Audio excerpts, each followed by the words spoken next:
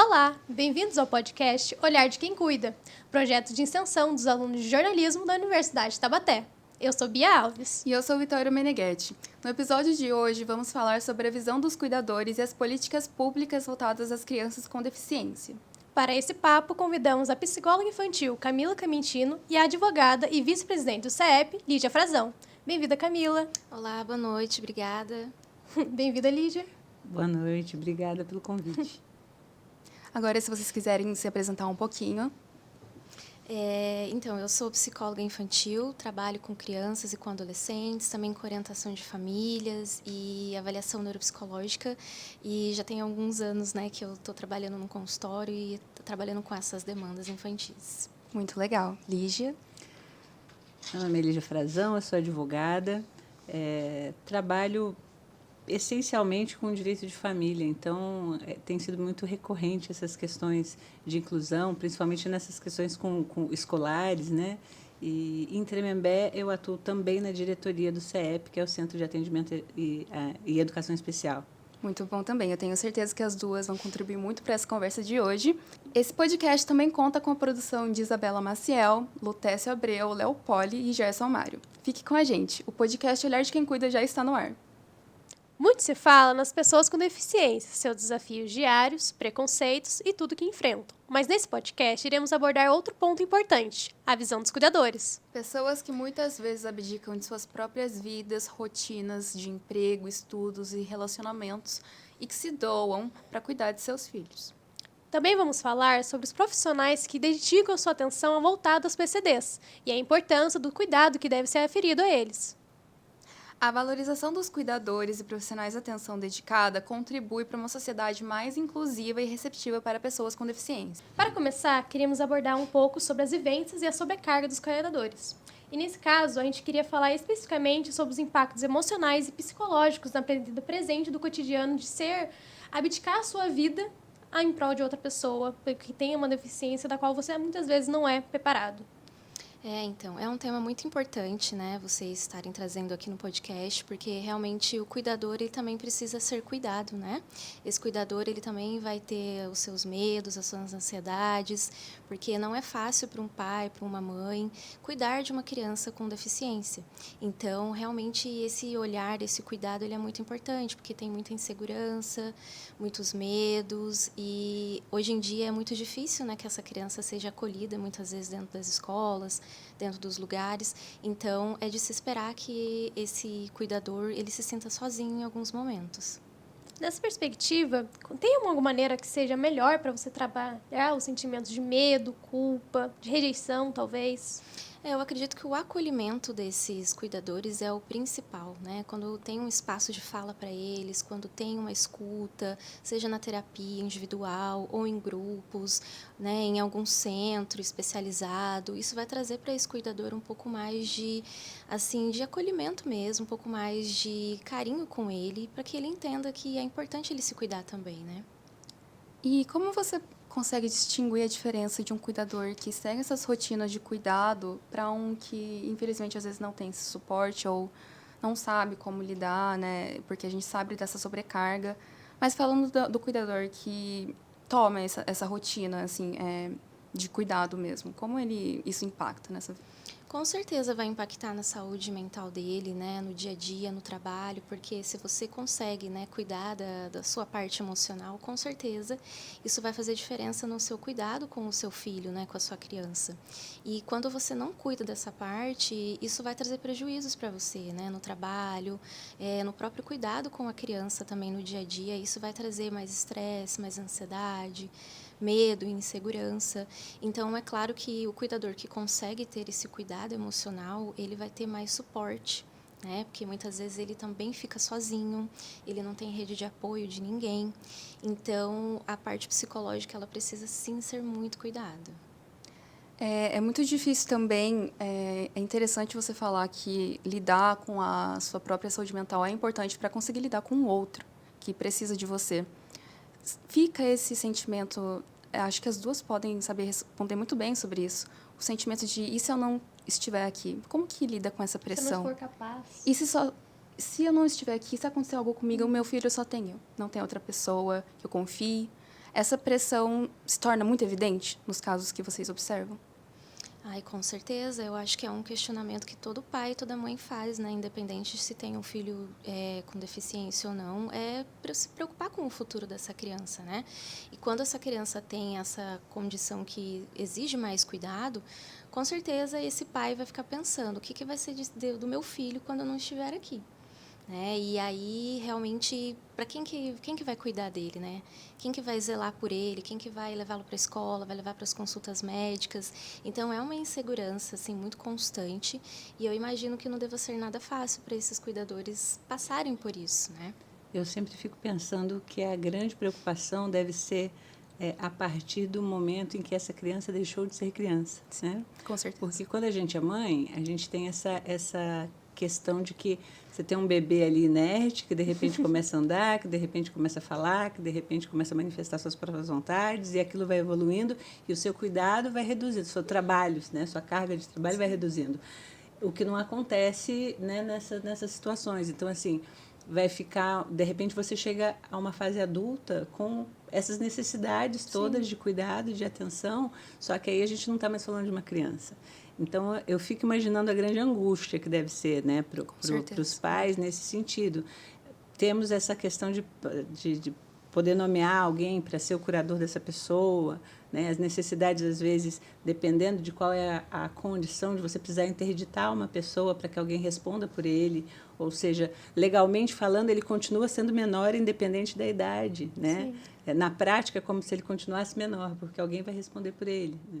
Mas para os pais, eu imagino que deve ser uma angústia muito grande, porque, né, como você disse, essa sensação de que no momento em que eu faltar, quem é que cuida, né? Como é que... Às vezes tem famílias que, de repente, tem mais pessoas com quem podem contar, às vezes um tio, um primo da própria criança ou do pai.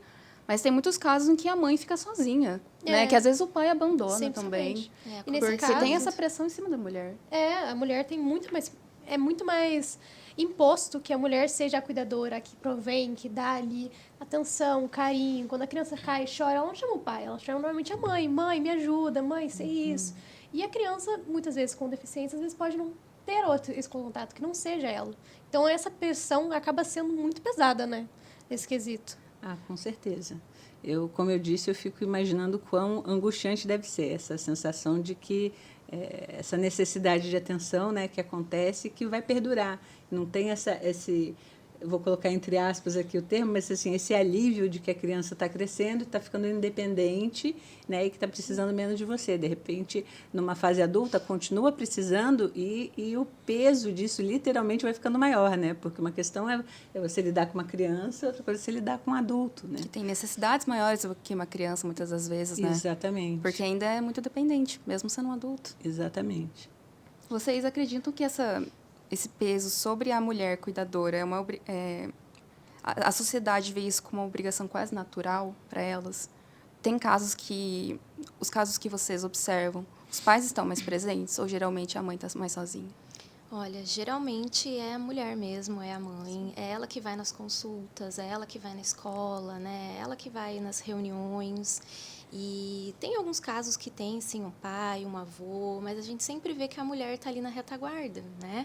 Ela sempre está ali para dar os primeiros passos, para encaminhar tudo. E eu fico imaginando, né, o quanto que a sociedade, às vezes, acaba exercendo esse papel de pressão mesmo na cabeça dessa mulher, né? Porque ser mãe já é um papel muito importante. Agora, ser mãe de uma criança com deficiência, com certeza vai exigir muito mais dessa mãe. Porém, existem outras pessoas, né, que podem também ajudar, podem cuidar, a gente pode, né, pensar numa rede de apoio um pouco mais saudável. As tarefas, né? digamos assim. E de que forma isso afeta a dinâmica familiar? Com certeza vai afetar de uma forma negativa, né? Porque essa mãe vai ficar estressada, vai ficar cansada, mas ela também tem que trabalhar, tem que cuidar dos afazeres de casa, porque mãe faz tudo, né? Mãe lava, mãe passa, mãe cozinha, ajuda nas tarefas da escola, e aí tem que dar medicação para o filho, tem que levar nas consultas, e tem as coisas do trabalho para fazer, e às vezes acaba também atrapalhando, né, o relacionamento com o cônjuge, né, com o marido ou com o parceiro ali. Então, se não tiver muito cuidado, né, pode acabar afetando a dinâmica da família, a saúde da família como um todo. Com certeza. Lídia, em questão, você disse que falou que trabalha mais com casos familiares. Nesse caso, tem mais evidência de casos de mulheres que vêm te procurar em busca de auxílio psicológico para as crianças, não psicológico, né? Sim, auxílio para a criança com deficiência conseguir mais autonomia ou até mesmo mais espaço no ambiente escolar, por exemplo? Olha, eu trabalho com assistência judiciária há mais de 20 anos. E, predominantemente, a gente tem casos de direito de família nessas questões. E, assim, de uns tempos para cá, essas questões relativas à inclusão e tudo mais têm sido mais comuns. Eu já tive pais procurando por isso, já tive mães procurando por esse tipo de atenção, por esse tipo de assistência. E pela dinâmica aí no trabalho com direito de família, eu posso dizer para vocês que a mulher está geralmente presente nesse contexto, né? Tive pais, sim, já procurando por ajuda e tudo mais, mas assim é um pouco mais raro, é um pouco mais. Existem homens que se preocupam, existem homens que não abandonam, existem homens que se comprometem, mas infelizmente eles são exceção. Assim, a gente percebe isso que o encargo geralmente, né, é mais pesado para a mulher. E mais, não choca, de repente, você imaginar um homem dizendo que eu precisei deixar para ir trabalhar, e uma mulher dizendo, eu deixei com o pai e fui trabalhar. Né? Então, bem mais a difícil sociedade se escandaliza se uma mulher larga os filhos com o pai e vai, né, vai à luta. Então, de repente, a gente tem algumas coisas aí para continuar pensando em termos de sociedade, né?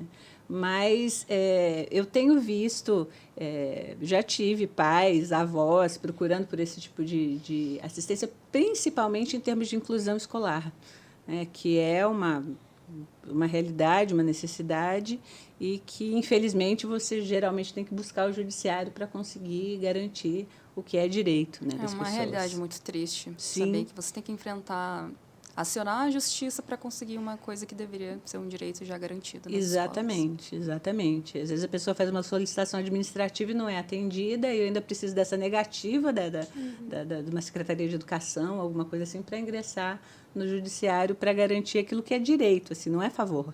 Né? E foi bom você já começar na pauta de ambiente escolar, né? Sim. Porque nós temos muitas dúvidas e uma conversa boa que pode surgir a partir disso. Em específico, seria o que você falou. A educação não é um favor, é um direito. Sim. E é muito difícil que você veja um ambiente realmente adaptado para pessoas com deficiência, seja elas deficiências invisíveis ou deficiências físicas. Sim. E, nessa perspectiva, eu queria comentar sobre a questão de como que uma criança pode se sentir tendo que inventar esse processo, tanto psicologicamente quanto a família ser afetada por essa questão, porque é um processo longo, você tem que trabalhar muito, tem que lutar contra a escola, lutar contra o Estado, que seja, tudo para que o seu filho tenha o mínimo que já é oferecido à maioria. De que forma isso pode ser abordado? A primeira questão, dentro desse contexto da educação, que eu penso, é a mudança de ótica, né? Porque antes se pensava nessa educação sobre o aspecto da educação especial. Essa abordagem de uma educação inclusiva significa incluir todo mundo. Né?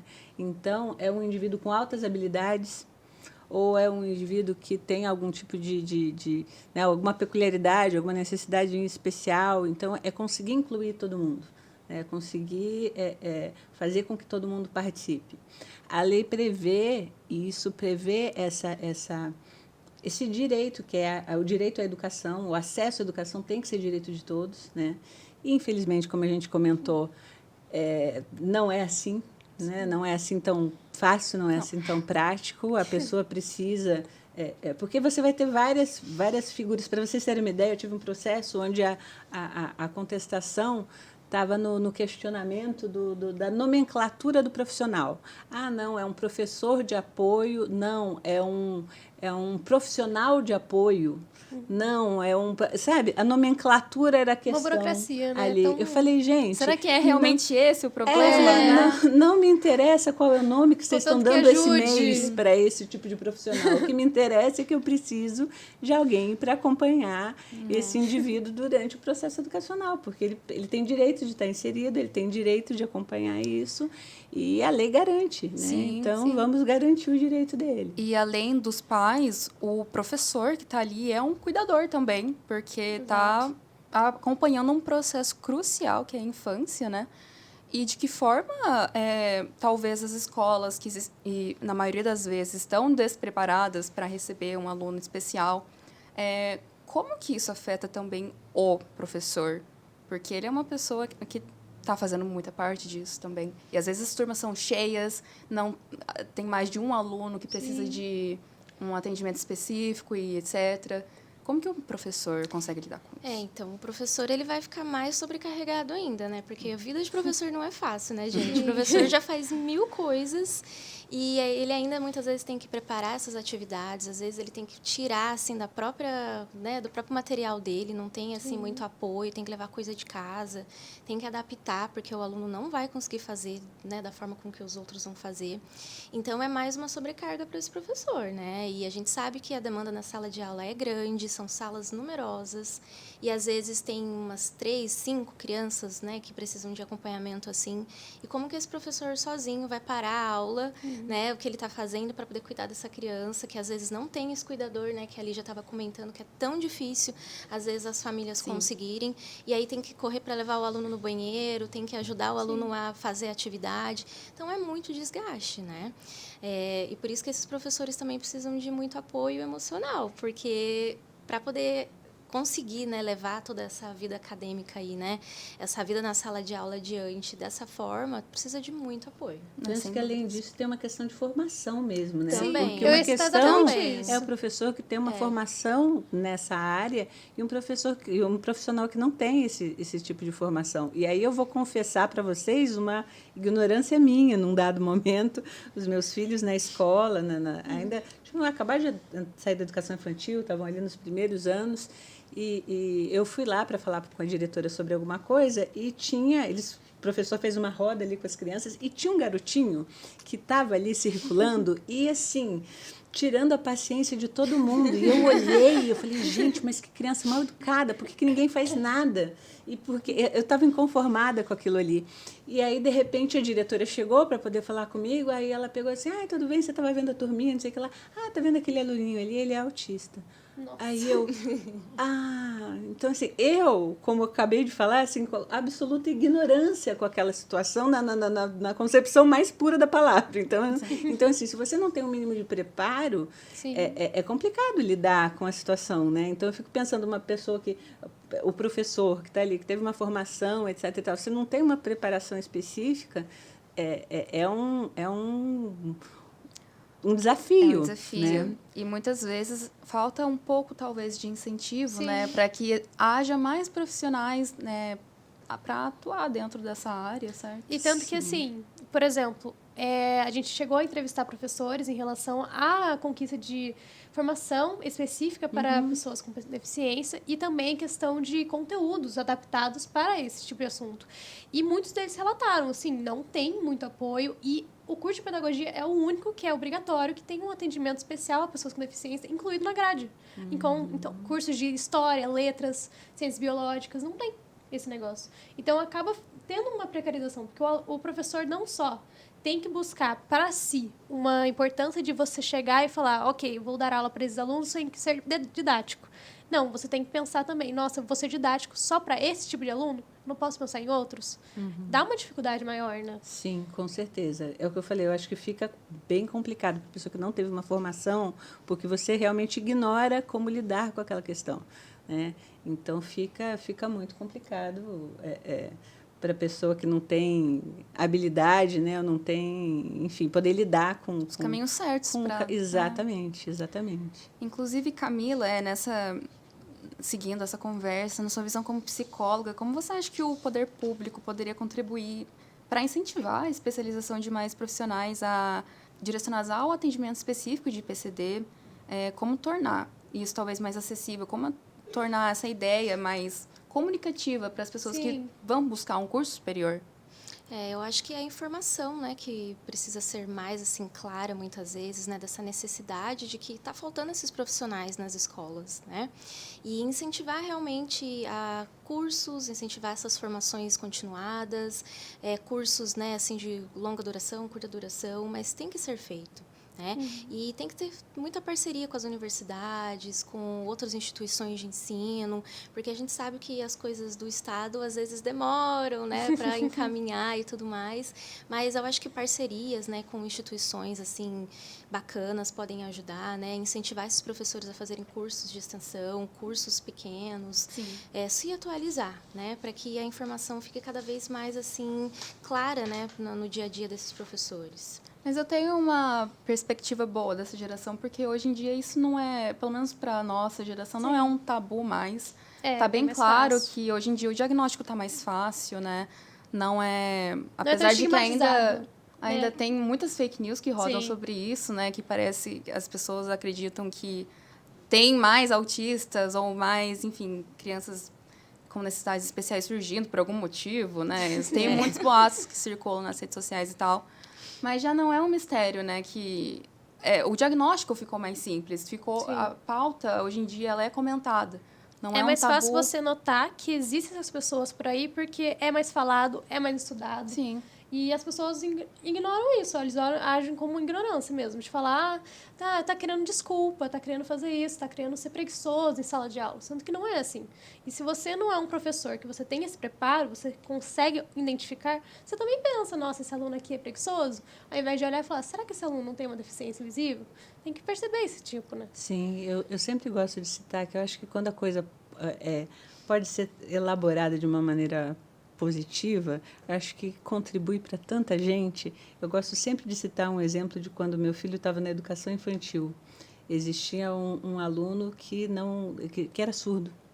E a professora ensinou Libras para a turma.